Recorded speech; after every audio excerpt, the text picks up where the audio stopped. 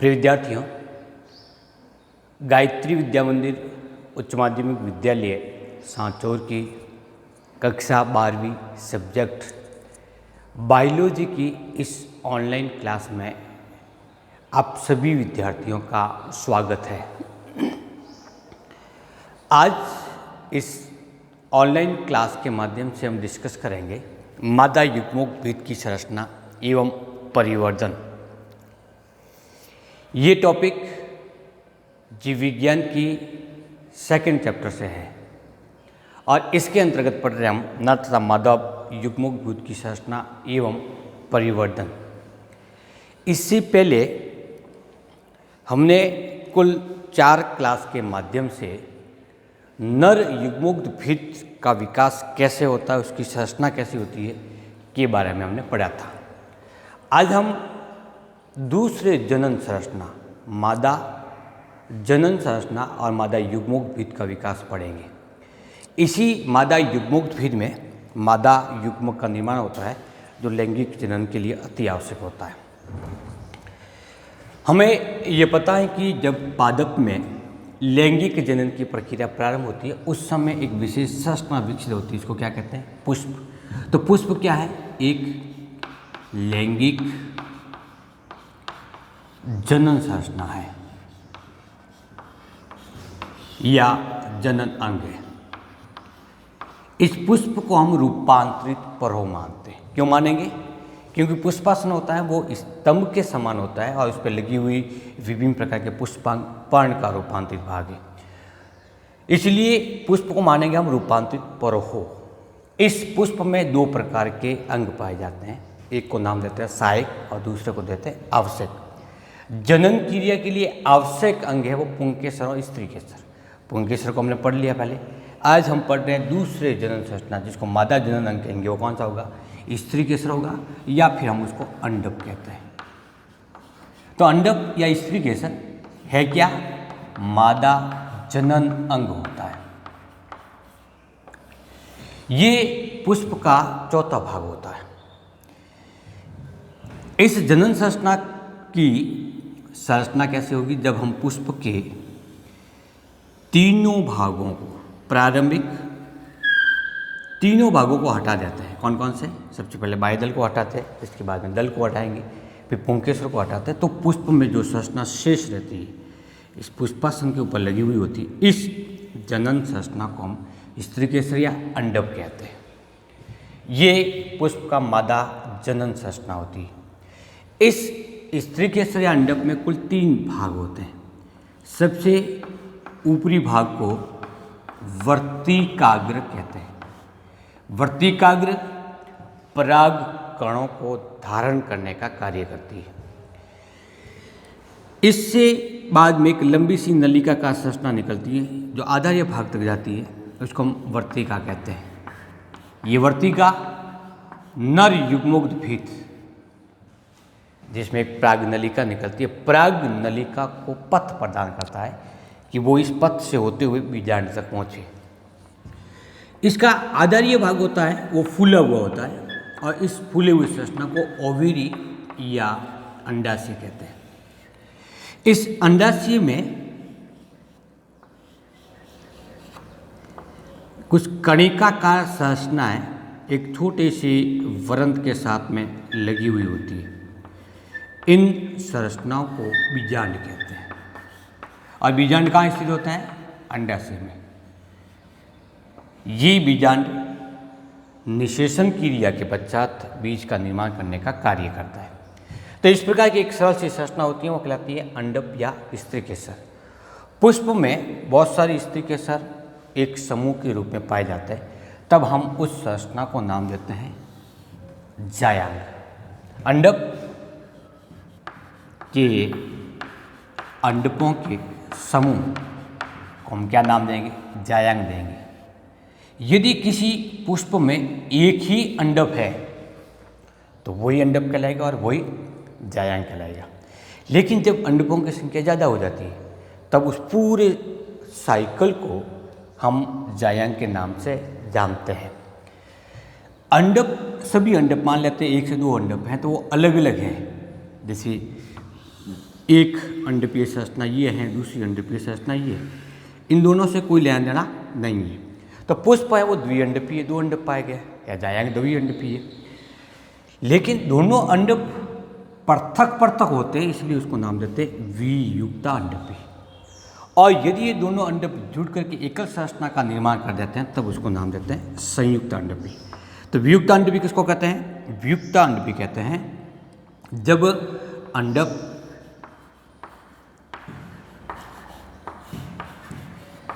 पृथक पृथक हो। संयुक्त अंडपीय किसको कहते हैं? जब अंडक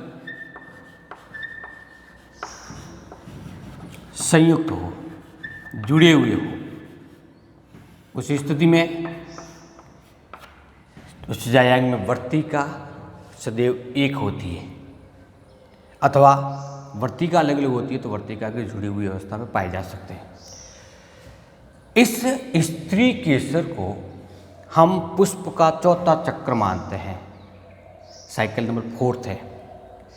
और जितने भी साइकिल इसके में पाए जाते हैं, चक्र पाए जाते हैं, वो सभी पुष्प के रूपांतरित भाग हैं, क्योंकि इस संरचना के द्वारा गुरु बीजाणुओं को नियमित किया जाएगा, इसलिए इसको गुरु बीजाणु धारण करने वाली पर्ण मानते हैं। तो क्या नाम देंगे इसको? गुरु बीजाणु पर्ण।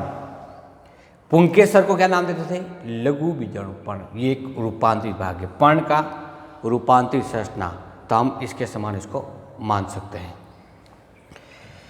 इस अंडाशय में पाई जाने वाली ये संरचना बीजांड, और बीजांड ही आगे जाकर के या बीजांड में होने वाले परिवर्तन के फलस्वरूप ही गुरु बीजाणु का निर्माण होता है। क्योंकि बीजांड गुरु बीजाणु को धारण करता है, इसीलिए इस बीजांड को हम गुरु बीजाणुधानी भी कहते हैं।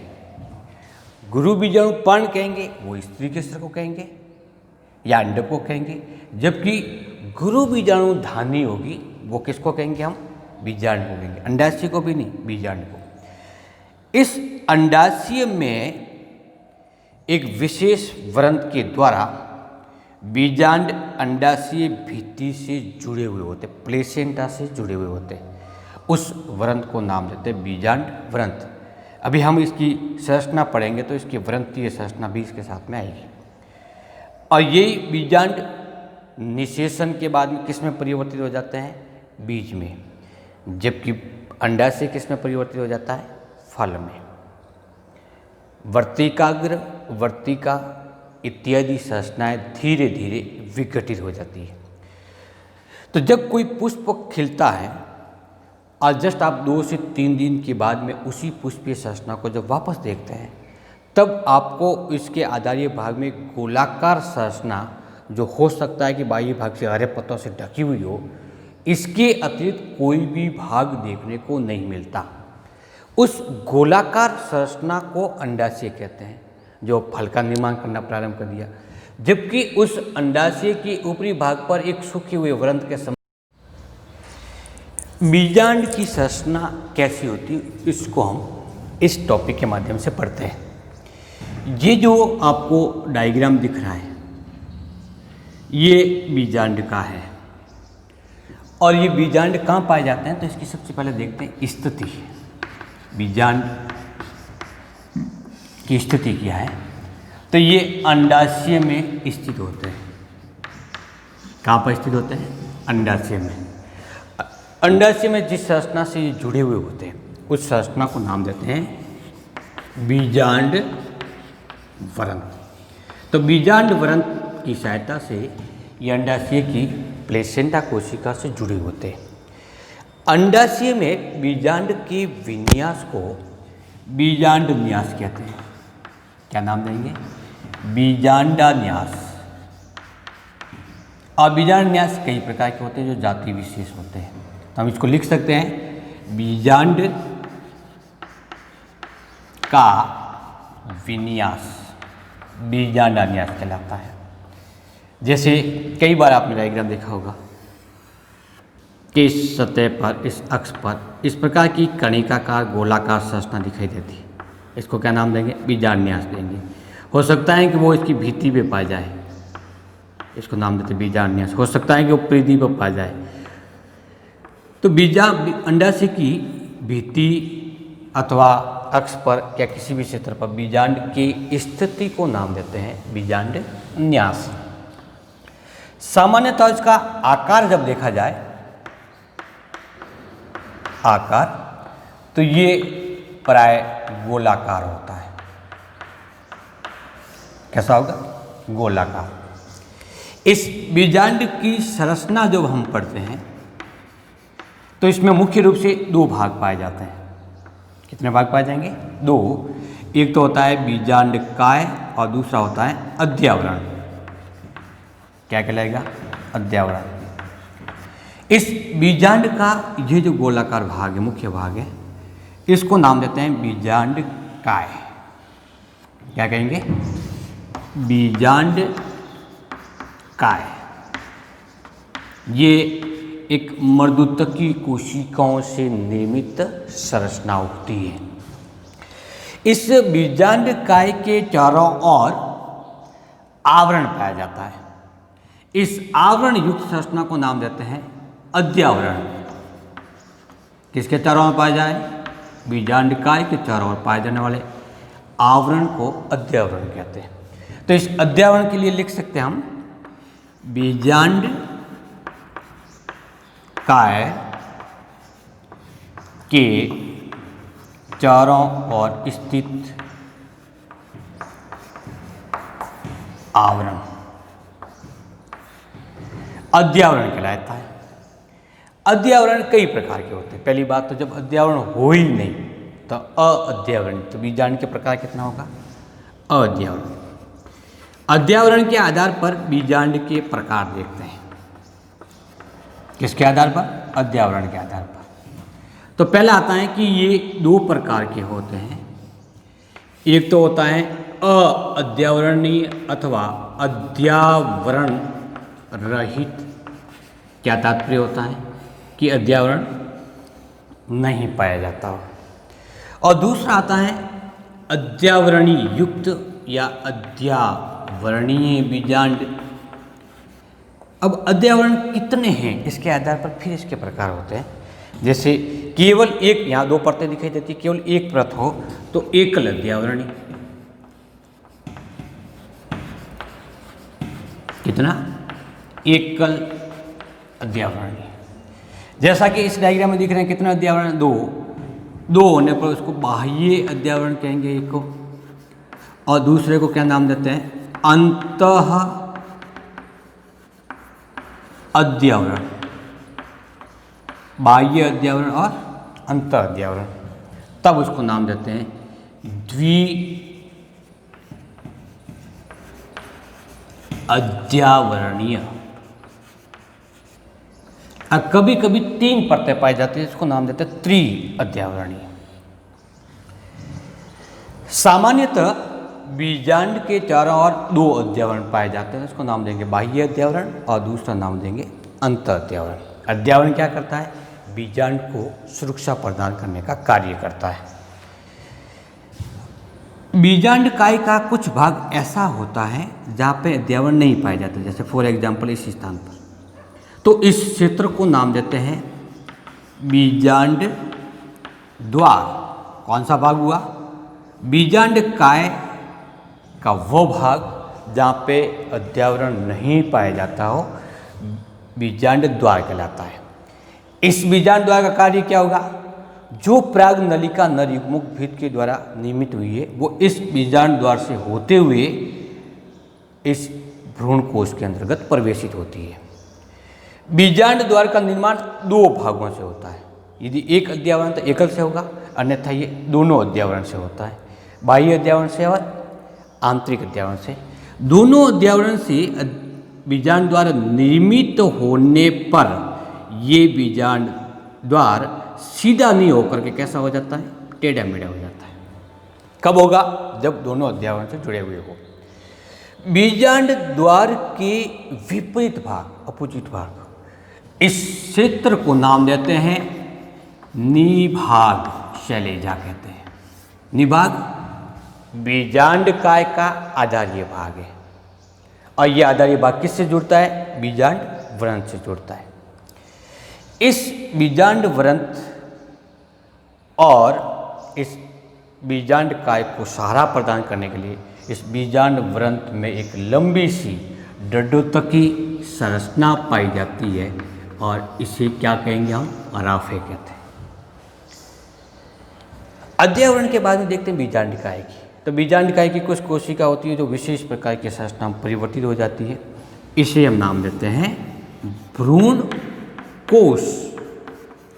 ये भ्रूण कोश ही मादा युग्मोद्भिद कहलाता है। हम इसको अलग से विस्तार से पढ़ेंगे, इसका निर्माण कैसे होता है। इस भ्रूण कोश में दो ध्रुव पाए जाते हैं। एक वो क्षेत्र जो बीजांड द्वार की ओर स्थित है, बीजांड द्वारीय शिरा कहलाता है, और दूसरा निभाग की ओर स्थित है, निभागीय शिरा कहलाता है। इन दोनों ही शिरों पर कोशिकाओं का समूह पाया जाता है। 3 कोशिका निभागीय शिरा की ओर है और 3 कोशिकाएं बीजांड द्वार शिरे की ओर है। बीजांड द्वार शिरे की ओर स्थित एक बड़ी कोशिका को अंड कोशिका कहते हैं। अंड कोशिका। और इसके पास में स्थित 2 कोशिकाओं को सहायक कोशिका कहते हैं। क्या नाम देंगे? सहायक कोशिका। सहायक कोशिका संख्या में 2 होती है, अंड कोशिका 1 होती है। इस प्रकार से बीजांड द्वार शिरे की ओर स्थित 3 कोशिकीय समूह को अंड उपकरण के नाम से जानते हैं। जबकि निभाग की ओर स्थित तीनों कोशिकाएं समान आकार की होती हैं। इन्हें प्रतिमुखी कोशिका या एंटीपोडियल सेल्स कहते हैं। प्रतिमुखी कोशिका या एंटीपोडियल सेल्स।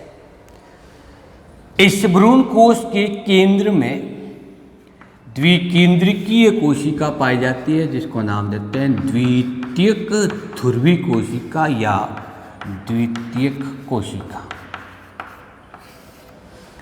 जैसे निषेचन की प्रक्रिया समाप्त हो जाती है, एंटीपोडियल सेल्स और सहायक कोशिका नष्ट हो जाती है, द्वितीय कोशिका भ्रूणपोष का निर्माण करेगी, जबकि अंड कोशिका निषेचित होकर के जाइगोट का निर्माण करती है। बीजांडकाय की कोशिका धीरे धीरे विघटित होना प्रारंभ हो जाती है, अद्यावरण मासल संरचना के रूप में रूपांतरित हो जाती है।